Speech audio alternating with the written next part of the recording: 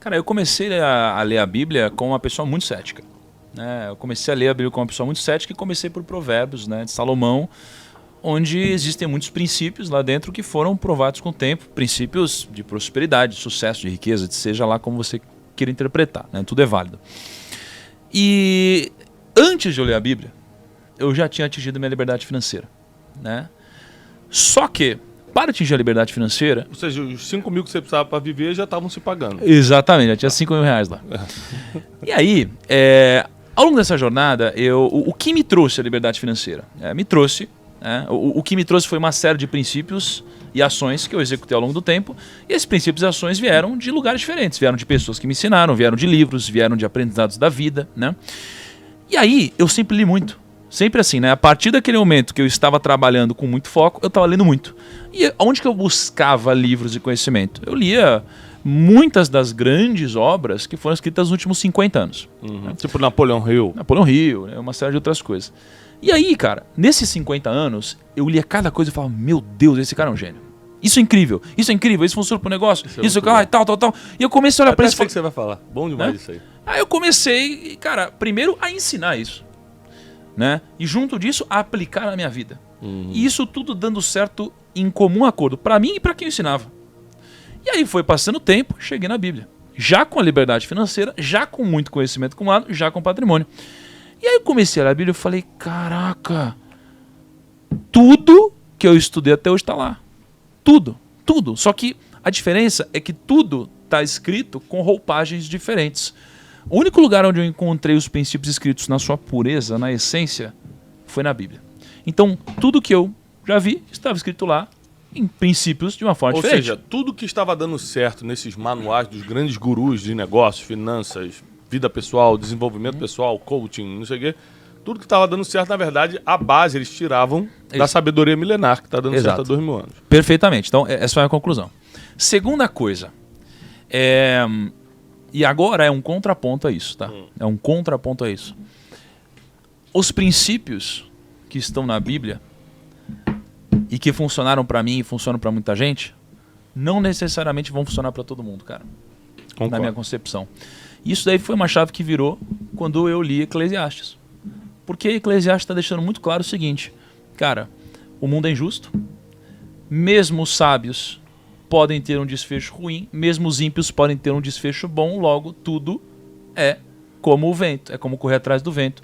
Isso daqui me virou uma chave e me deu a clareza de que não necessariamente você seguir os princípios corretos vão te trazer prosperidade, riqueza e liberdade financeira. Então, isso daqui foi uma chave muito forte que virou na minha vida. Agora, acredito que esses princípios aumentam as suas chances de chegar lá. Isso sem sombra de dúvidas. Eu conheci o Negro...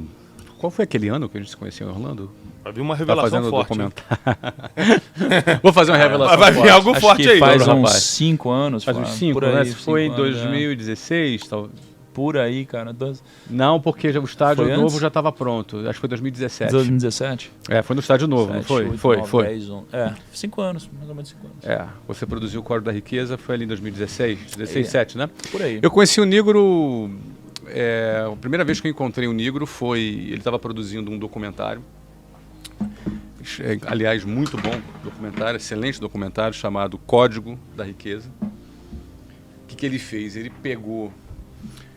Ele entrevistou várias pessoas bem-sucedidas, pessoas que construíram grandes projetos, prêmios Nobéis. Ele pegou assim, eu não sei o que eu estava fazendo lá naquele meio, eu estava no meio dessa turma, não é? Sou humilde. Eu sou o Flávio Augusto. Eu tenho 20 milhões na conta, mas não sei por que ele me chamou. Tinha tanta gente maior. E ele foi lá me entrevistar. E chegou o Negro, eu conheci o Negro nesse momento. E aí ele me explicou qual era o objetivo do dose, né, cara? Eu tô levantando a bola dele. Ele vai cortar daqui a pouco. Respeito pelos professores. Aí é o seguinte, cara. Qual era o fundamento do trabalho que ele estava fazendo? Ele queria ver o que existia em comum entre todas essas pessoas. Se existia ali um código. Ele queria ver o que existia em comum em todas essas pessoas. O que ele observava de princípio. E aí observe o seguinte. Cada uma dessas pessoas tinha uma fé diferente.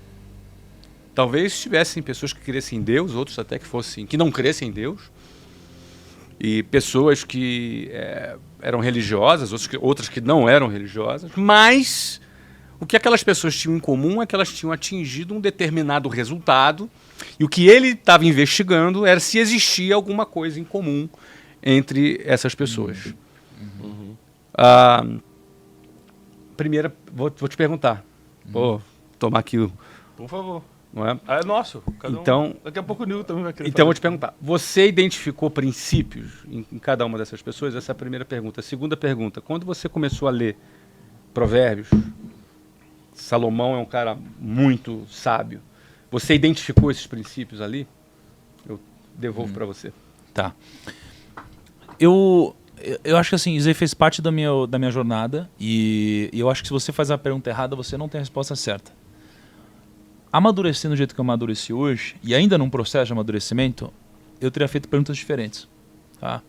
Por exemplo, eu não perguntei para ninguém o seguinte: você acredita em Deus? Eu não fiz essa pergunta. E talvez abriria um mar de possibilidades para outras perguntas. Talvez isso fosse relevante para você naquele momento. Talvez, exato. Mas, dentro do que aconteceu de fato, cara, eu encontrei muitas coisas em comum. Né? A palavra mais citada por todos, e todos que eu entrevistei ou eram bilionários, ou eram prêmio Nobel, ou moviam multidões, foi resiliência. Foi a palavra que eu mais ouvi de todo mundo. Resiliência, né? É você se adaptar, é você fazer, é você ir pra cima, é atitude. Continuar apanhando, mas continuar andando. Exatamente. Então isso aí foi a coisa que eu mais ouvi. Né? Quando eu olho para Provérbios, em Salomão... Rapidinho, posso só fazer um adendo bíblico aí? Você sabe que a maioria das vezes que Deus aparece falando com o homem, ele fala algo que está ligado à resiliência. Ele fala: não temas, não desmaie, não desanime, eu sou contigo, não pare.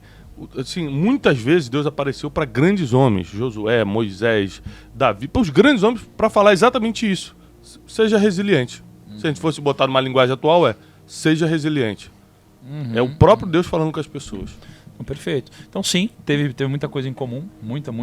Eu percebi algumas coisas, assim, e muitas presentes na vida de Salomão. Por exemplo, o ambiente.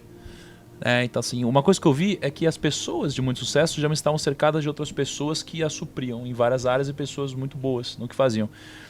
Seria o conceito do ambiente, de outras pessoas ao seu redor. O ambiente de pessoas, né? E quase todos os grandes, quase todos que eu conheci, tinham pessoas incríveis ao redor. E então eu percebi muita coisa que estava já escrito muito antes. O ponto tem gente que às vezes intuitivamente seguiu esses princípios. A sacada é que se você se depara com esses princípios, você não precisa apanhar tanto da vida para descobrir qual é o caminho. Cara, isso é muito